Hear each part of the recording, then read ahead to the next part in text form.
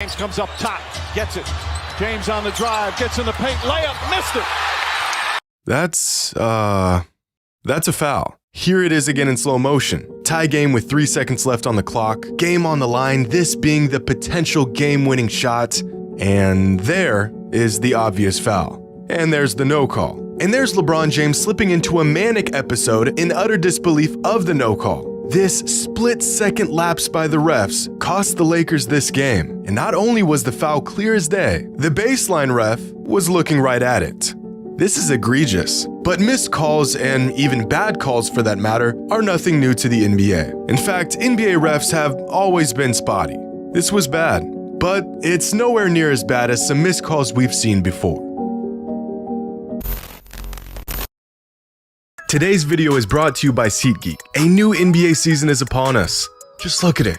Ain't it beautiful? And with the season underway, SeatGeek is here to get us back in on the action. Check this out. Just download the SeatGeek app and use the promo code Jimmy to get $20 off your first order. SeatGeek makes buying tickets easier than ever before with a rating system that lets you know which tickets are a good deal and which tickets are a bad deal. If it's green, that's a banger. You're getting a good deal there. Red? Not so much. I've been using SeatGeek for years. It's simple, it's easy, and it's a surefire way to get the best deal for your tickets. Whether it's a concert, basketball game, football, baseball, festival, SeatGeek's got it all. Download the app, use promo code Jimmy, and get $20 off your first order today. They have missed 6 free throws, the Nets have. Did you guys just see that? This is Vince Carter, former NBA great. This is Mo Peterson. He would go on to have 81 points put right on his head 2 weeks after this game. And in the middle of a live broadcast, in front of 17,000 people, Vince Carter slapped Mo Pete. It wasn't hard or anything. In fact, Vince and Mo were former teammates. They were just messing around. But the ref didn't see Vince do this. What they did see, however, was this. And as a result of this innocent, playful act, Mo Peterson was immediately thrown out of this ball game. They have missed 6 free throws, the Nets have. And I mean, this is tailor-made right now. And now what do we have? Is Peterson, what do we have? He just got tossed. Yes, he did. He would not stop talking to Steve Javy. And Mo is taking off his jersey, throwing it. Oh, they were just fooling around there. Wow. Yep. I mean, this ref didn't even hesitate. And as any player would be, Mo was pissed. And if that wasn't insulting enough, Mo had to watch from the locker room as Vince Carter went on to hit the game-winning buzzer beater later on that same game. This call was absolutely appalling. One of the worst no calls turned into a tragically bad call in a matter of seconds. But this is just one of many, many bad no calls we've seen in recent NBA history. The no call is truly one of the most frustrating things to witness as a sports fan. If you ever want to see a grown adult spiral into an incoherent rage in absolutely no time at all, just watch him as his favorite team gets stiffed out of a call by a ref. It can be frustrating because we all see it, the players see it, and yet the guy whose job it is to see it can't. Like the no call on Devin Booker in Game 4 of the 2021 NBA Finals. Clearly, a hard foul, and a foul that could have changed the trajectory of this series, being that it would have been Booker's 6th and final foul of the game. But it was never called. Or this notorious play back in 2019 when the Rockets were facing the Warriors. Game is all tied up, hardly any time left on the clock. The Rockets played great defense and stripped Kevin Durant of the ball. KD was the last person to touch it, and it's going out of bounds. This could be what the Rockets need to turn this game in their favor. And then KD runs a half marathon on the baseline, passes the ball in bounds. The refs conjure up the audacity to ignore the 72 steps he just took out of bounds. And then the ball gets swung around to Curry, who hits the dagger. Out. Absolutely, he's out. Wow. How in the world do you I mean, miss how that? do you miss that? This really sucks. And for decades, NBA fans around the globe have had to sit idly by as their favorite team gets railed by NBA refs time and time again. It's a story as old as time itself. Like this play back in 2013, where Kevin Love attempts to put up a potentially game-winning shot, but clearly gets fouled by Sean Marion and doesn't get the call. And it's not like the refs just didn't see it. They're both looking right at it in real time. And correct me if I'm wrong, but I don't think your arm does this when you're shooting a jump shot. Unless, of course, you were fouled. But the call was missed and the Timberwolves lost this game. Or what about that time in 2017 with an ascending Giannis Antetokounmpo and a game-winning dunk that should have never even happened? 7 seconds remaining in regulation. Antetokounmpo, checked by Houston. He'll drive, he scores. Did you see it? Here's another angle of it. Right there. Giannis stepped out of bounds on this drive, and the refs never called it. And I don't know how, because the ref is looking right at it. This guy noticed the out of bounds right away. So did this guy. And so did she. And so did this guy standing 30 feet away. But somehow, this ref did not. But not to worry, my friends. It gets worse. Like back in 2002 when the Hornets faced off against the Magic in the first round of the playoffs. The game is all tied up with only 0.7 seconds left on the clock. The Hornets are inbounding the ball and they're going to need a miracle to pull off a win here without going into overtime. Davis at the buzzer. And that's exactly what happened. A 27-foot dagger from Baron Davis over 2 defenders to win the game and take a 2-1 lead in the series.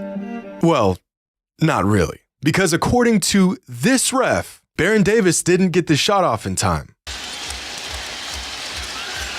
Davis at the buzzer. No, yes, no, it's waved off. Bernie Fryer says no, it will not count. He was waving immediately. It was so close. My goodness. I mean, I'm pretty sure he did, but I could be wrong. So let's take another look at this. Yeah. Unless I don't know how a shot clock works, I'm about 1000% positive he got that shot off in time. In fact, the call was so bad that bro actually baffled himself. He is perplexed, doesn't even know why he made the call in the first place. And so he seeks counsel with one of the other refs and is met with absolutely no support at all. This is one of the most horrendous calls from a ref I've ever seen. And what would have been just the 21st game-winning buzzer beater in NBA playoff history never even counted. But to find a real doozy of a call, a real head-scratcher that'll really get your blood boiling, we have to go back to June 6, 2005 to witness one of the most blatant abuse of a whistle I think I've ever seen in my life. It's the playoffs. The Pistons are facing the Heat in a crucial Game 7 of the Eastern Conference Finals. Winner goes to the NBA Finals, loser goes home. This game was neck and neck the entire way. 8 lead changes in the second half alone. And after 47 minutes of action, the Pistons creep out to a 3-point lead. At this point, every single decision is critical. Just one mistake could earn you a one-way ticket back home for 4 months. With 46 seconds left in the fourth quarter, the Pistons gain possession after a jump ball. They run a play for Tayshaun Prince on the wing who blows right past Shaq, but gets stripped in the process. Miami's going the other way. If they can capitalize on this steal, this could be a season-altering mistake by the Pistons. Damon Jones is leaking and he's got an opportunity at a fast break. Eddie Jones kicks it up to Damon. This is Miami's window to close the lead to just 1 point. But it's a bad pass. Eddie put just a little too much on the ball, so now Damon is chasing. He manages to snag the ball before it goes out, but now he's trapped on the sideline with nowhere to go. One of the best perimeter defenders in the game wearing him like a cheap suit, and 17 seconds left on the clock. Miami's opportunity may have just came and went in the blink of an eye. But do you see this ref right here? This is Joey Crawford. Joey was an NBA official for 40 years, and throughout his 40-year reffing career, he made some pretty questionable calls. Like that time he threw Tim Duncan out of a game for laughing, or when he gave Sasha Pavlovich a technical foul for getting elbowed in the face. Or what about the time he ejected Don Nelson 90 seconds into a game? Here he is getting in the way of JJ Redick in the middle of a fast break, falling down, and then calling a shooting foul while on his ass looking in the opposite direction. Joey had his moments, and you're about to see the worst one. Because after Damon Jones chases down this pass, this happens. Jones able to race it down. And contact made. Unaware of the 6'3", 200-pound grown man standing 10 feet in front of him, Joey Crawford absolutely obliterates Damon Jones and sends him out of bounds. And because something like this never happens, there's no real protocol here. Do you just give the ball to the Heat and let them inbound it? Do you reset the shot clock? Is it a jump ball? No. It's a foul on Chauncey Billups. Race it down.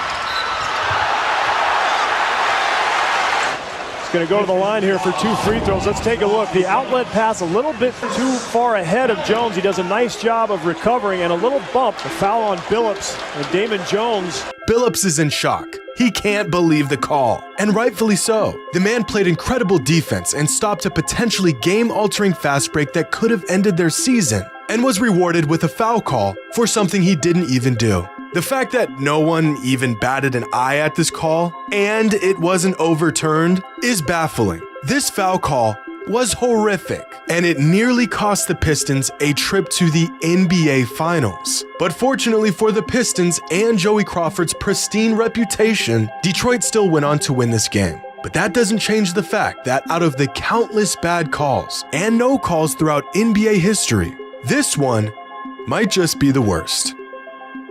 Hope you all enjoyed, and as always, until next time.